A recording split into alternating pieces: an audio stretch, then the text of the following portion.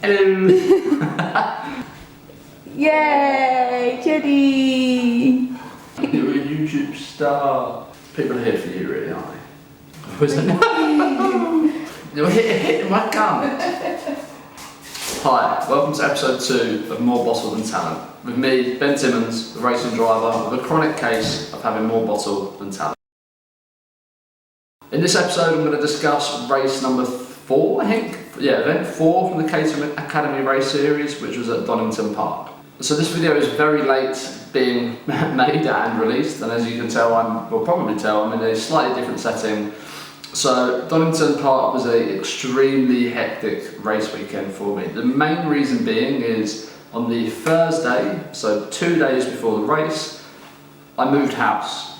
So as soon as the last box was in the house, I straight away had to jump in my car, go get my trailer and my Caterham and drive up to the wonderful world of Donington Park to get ready for testing on the Friday and then racing on the Saturday.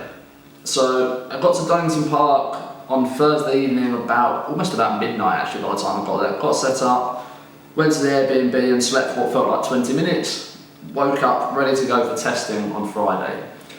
Now I came into testing on Friday super nervous because everyone that tested on the Thursday had said it was like blisteringly quick conditions, people matching the same times as our race coaches and so on, so that was a bit of a concern. Friday, super hot, so the conditions just weren't the same. Testing, I think it was about a second slower from where we were on Thursday. But testing, the car felt quite good. I think I struggled a little bit with getting the right tyre pressures in. I had pressures that were sky high. I think they were running like 40 psi when I came back from the first test session. So the car was just sliding about all over the place. As the day went on, I was able to get a little bit more of a better feel for the car, certainly sorted out the pressures and a few other bits on the setup, and then felt in a pretty good position on Friday, given how I'd driven during the day. So coming into the race day itself on the Saturday, again, I was actually really nervous for Donington Park. Even throughout testing, there had been a few people that had some quite significant incidents and crashing into each other. For those who haven't been to Donington Park as a circuit, it's an amazing circuit, but it is extremely fast and very, very fluid. There's only really 2 heavy braking zones, and that means 80% of the track, you're taking that, almost the maximum speeds that you can handle. It's great fun, it's absolutely thrilling as a driver to get to drive, especially when you get it right, but it means in terms of wheel-to-wheel proximity with other drivers, it's quite daunting. Again, there's a lot of undulation as well, a lot of hills, some camber to take into effect. And for novice drivers like we all are, that poses risks, right? Like when you're that close to other cars, you're going to be putting your faith in the car next to you to not get it wrong. So out of all of the circuits we've raced at so far, this was actually the most nervous I felt in terms of the race. I wasn't nervous in my ability to drive the circuit, I felt confident, but certainly when it came down to the race, it was the one that I was most worried about so far. Anyway, so race day comes around, we start off with qualifying, go out to qualify, and a bit of a mixed bag, to be honest. Had a few laps that were like average at best, and then I seemed to just do a bit of basically just driving around. I didn't push super hard because I kept catching drivers in front of me, I didn't have the space. Nor did I back off enough to then actually be able to put in a clean lap. So of the 15 minutes, I spent about 8 minutes of it, at least, doing lap times that were 20 plus seconds above my actual pace. So when I finally did come around to put a lap in, I was in what I thought was the perfect position on the last lap, and I thought, right, here we go, I'm behind Duncan Mallet and Tom McEwen, who are both very, very talented, very fast drivers, behind them, so I knew I wouldn't be able to catch them in a lap, and thought, here we go, perfect. I know I've got the 1 lap pace, I've now got the toe, the slipstream that I need, this is it, I'm going to stick it on pole. Right as the checkered flag came out. So that lap, I didn't even get to do, I didn't even start the lap.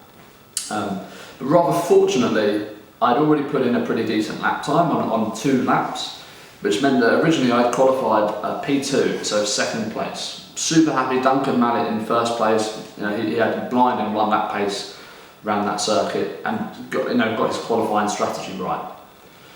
So super happy with P2 considering the circumstances. I knew that I had the pace, I think, to put it on pole. And then I got the dreaded call, the call to go and see the clerk of the course. Shit. Shit. Shit. So I took the eternally long walk to the end of Donington Park because the paddock is massive. So it took about 15 minutes to walk there. Go up, all nervous, say hello sir to the clerk, thinking I'm about to get my race licence revoked or something similar. And they asked to start off with, do you know why you're here? Which is always a worry in itself because I had no idea. And I said, no, I have no idea. Which of course from their point of view is always a concern because it's normally some sort of awareness on the circuit. Anyway, it turned out that I had actually not backed off sufficiently during the yellow flag. So a yellow flag is usually used, it's a wave yellow flag to indicate when there is a hazard, and that means drivers need to slow down accordingly. It certainly means no overtaking. One of the drivers from the academy, Sol Rogers, had an incident with his car along the main straight of Donington Park, and he pulled off the road on the right hand side. Now I did 2 laps when there was no yellow flags, but on the 3rd lap a yellow flag came out, which presumably was when Sol was being removed from the car. Now I had assumed that the incident was dealt with and I'd overtaken on that main straight, I'd overtaken another driver whilst the yellow flag was out. So it was a completely fair cop. They were really reasonable with me and mentioned about the fact there had been laps where it hadn't been there. But ultimately the rules are the rules, and it meant that I had to have my best lap time removed. Now fortunately my second best lap time was super close to my best lap time, which meant that I was only knocked down to P3, so to 3rd place. And that meant that Matt Larby, who was in P3 originally, took my place. So he got bumped up and I got bumped down. So now it's time to race. Now in this period between qualifying and race, and actually a race weekend is mainly just sat around waiting. It's a super nerve-wracking time, and again, as I mentioned, I was worried about this race. I was worried about that wheel-to-wheel contact and being super close with people going into really fast flowing corners. So I did my usual pre-race routine, I had my headphones on, blocking out the world, and just going through my usual preparation. And I'm going to do a separate video on that as well. We got to the assembly area, got in the cars, onto the grid, formation lap, and at that point all you're thinking about is, okay, calm, settle down, focus, know what we need to do. Now one thing that I back myself on when it comes to the races is being good at starts. At Snetterton I led in turn 1, starting from 3rd. At Silverstone I made up a place and then I led from turn 2. So I felt, okay, I know I should have the measure of most people off the line. I feel like my reactions are good, my clutch control and my feel is good. We can do this again. However, that is not what happened. Now, at Donington Park, what you don't realise when you're driving along at 110 miles an hour is that this main straight still has some undulation to it. And that meant that my starting grid position was actually on a slight downhill line essentially. So as soon as I got to the grid position for the real laps, I was there, ready, and the car started rolling forward. Now of course that's a really big problem because you can be done for false starting, rolling, blah blah blah. And the last one I wanted was to go and see the clerk again, twice in a day. So I immediately slammed on the brakes, and almost immediately as I did that, the lights came on and they very quickly went out. So I was in this mad dash of trying to get on the clutch, get on the gas, and all I ended up doing was kind of just stamping all of the pedals, and nothing happened. I had a huge amount of wheel spin and just sat there, and as I sat there, 2-3 cars came flying past me. So I think within the first 10 seconds of the race I was down in 7th position. Managed to recover it. So by about turn 3 or turn 4 of the first lap, I was back up into 3rd position. I'd made a couple of moves that I knew I needed to make early to stop out the front runners running away. Now, because of an incident at turn 1, now turn 1, called Redgate at Donington Park, is much tighter on the exit than it is on the entry, so you have to be a lot slower than you think you do. That meant that a couple of drivers on the first lap had actually run wide and into the gravel, and one of them was Duncan, who was our pole sitter. He was in P1. So he dropped off slightly, and that meant by the time I'd caught up with the front of the pack, it was Matt Larby and Nick Bryant. My goal at that point was to just get as close to them by the end of that lap 1 and then be fighting for the lead. By the end of lap 1, I was up into second place. I'd been able to get past Nick coming onto the back straight at Donington Park. And then that set the tone really for the rest of the race, which was very much a back and forth between Matt Larby and I. Now, Matt is an amazing driver, and one of the things that I love about racing against Matt is I know that he has the awareness, and I therefore have the confidence to be super close to him. So it was certainly the most, close proximity racing that I've definitely had throughout the academy so far, and it made it really thrilling. Every single lap, we changed places. So typically, what would happen is coming down the back straight, I would overtake Matt into the S's, and then he would immediately overtake me again coming into turn 1. And again, that's largely because of the power of the toe and the slipstream. I think we were very closely matched in terms of pace, but that procession just carried on lap after lap, lap after lap. Now, with about 4 minutes left of the race, there was an incident at the corner called the Old Hairpin, which is a lovely downhill right-hander. Very easy to get it wrong. And sadly, one of the cars that was driving really well, Rob Kennelly, was catching us up at rate of knots. Unfortunately, went into the gravel. Now, once you're in that gravel, it is highly unlikely that you are ever coming out, and Rob wasn't able to get out. So, race control made a decision with 2 minutes left to throw the checkered flag early. Now, the checkered flag was thrown exactly as Matt, myself, Tom and Duncan were coming out of the final corner. We did not see it. We continued to pound round for another lap. Tom and Duncan, I think, had seen it. Myself and Matt certainly hadn't. Now, for context, as you come out of the final corner, the checkered flag was being thrown only a few metres, on the exit of the corner on the left-hand side. I had Matt, Tom and Duncan all within 1 or 2 tenths of a second behind me. I was only looking in my mirrors at this point. So, like I say, Tom and Duncan had seen it and they backed off. By the end of turn 1, Matt and I had not. And we pounded around for another lap. And as we came into the third from last corner, which is called McLean's, I made the second mistake that I'd made in my driving that day. And I had a huge snap of oversteer, a massive slide, and I could just see Matt, who is so consistent, the guy just doesn't make mistakes, just pull away.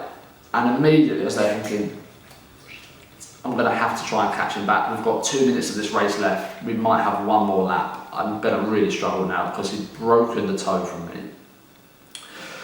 Then we come up to the back straight. I get a good line from the S's, and as I come through back into the main straight, I see Matt. I'm catching him. I think, right, I can do this. And then I see the checkered flag being waved, and I absolutely erupted in anger at myself. Because I had driven what I felt was really well, really consistently, and I had thrown it, what I thought was I'd thrown it all away with 3 corners left to go. I made one really big mistake and that cost me. So in the cool down lap, I had a few choice words with myself, again, most of which were 4 letters.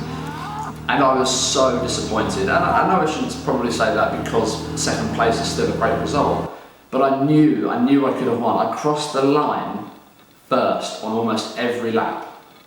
And again, I knew that I had the measure of that race. And it was because of a driver mistake that I threw it away. So we came back into the pits, and then I noticed Darren, one of the Caterham guys, give me a really big thumbs up. I was thinking, yeah, thank you, mate. Yeah, second place, that's great. Yeah, pleased with that. That seems a little bit over the top, but thank you very much. And they pull you into Parc Ferme and they have the podium position. So 1, 2, 3, and one of the officials points at my car pointed to the number 1 spot. And I said, no, 2. What? And then that was when I found out that Matt and I had not seen the checkered flag in the first place. We had actually done an extra lap. So as you can imagine, I was absolutely thrilled because it meant that for the first time I was a race winner.